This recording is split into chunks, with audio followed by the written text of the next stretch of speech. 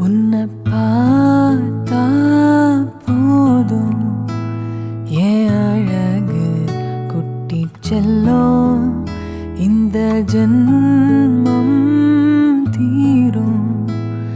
என் அழகு குட்டி செல்லும் இறைவன் அவன் உருவம் எது நான்